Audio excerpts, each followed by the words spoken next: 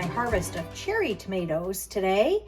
These are some of my favorite cherry tomatoes, and I am going to preserve them in a new and exciting way. So let's take a look.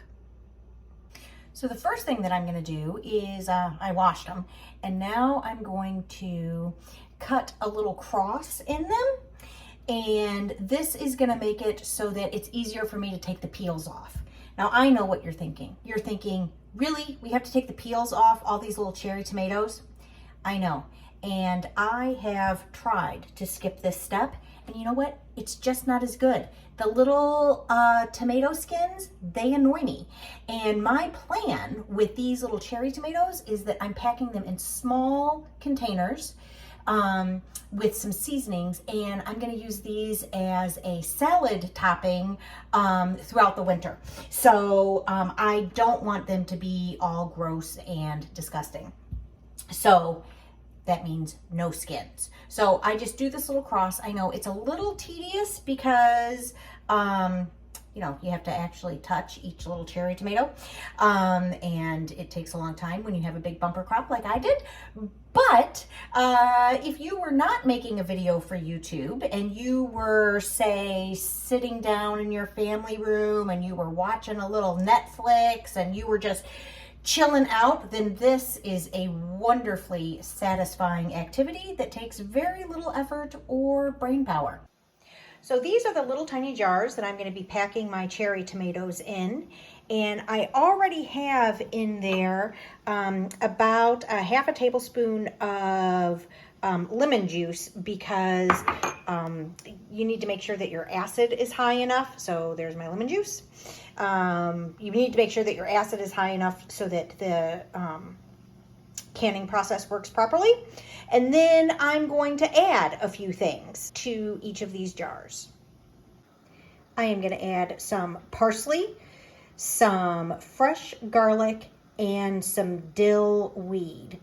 I am adding dried parsley and dill weed just because I don't like it when the parsley leaves get all saggy and yucky, and I don't have any fresh dill weed, so I'm using dried. The garlic, I'm going to put half a clove in each one. So now we're putting the cherry tomatoes that have all been sliced in a little bit of boiling water, and we're going to leave them there for about 1 minute.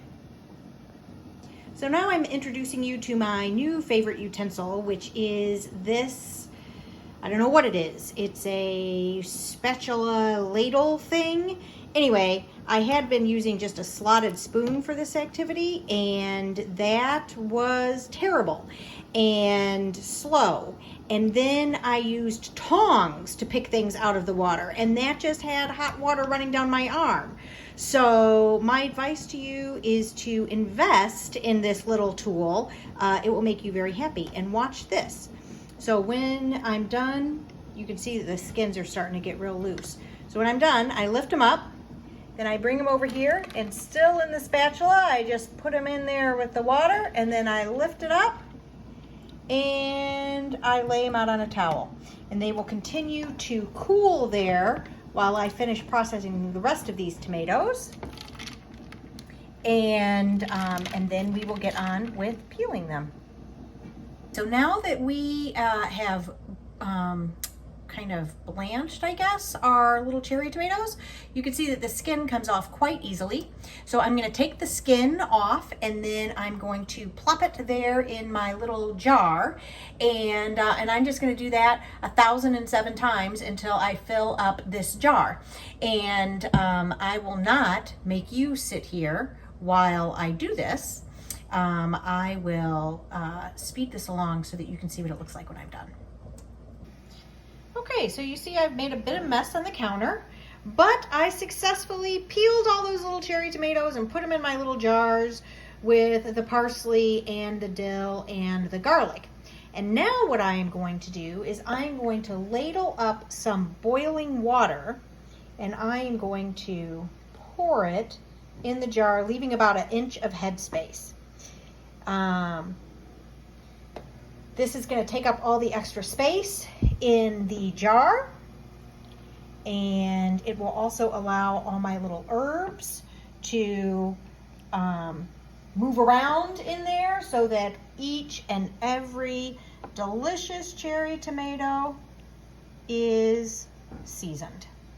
So now I have everything in here. I'm just going to take a dry paper towel and I'm going to wipe off the edge of my jar so that I know I don't have any food materials there that are going to impede the canning process. I will stick on a lid and I will put on a ring which will hold it in place. It is time to stick this in my hot water bath. I'm going to process it for about 45 minutes. And hopefully, because I have the hot water in here and I'm putting it in the hot water bath, that means that there will be less likelihood of the glass cracking. If I put a cold glass in the hot water, that could cause some trouble, and that's a big bummer when that happens. So don't do that.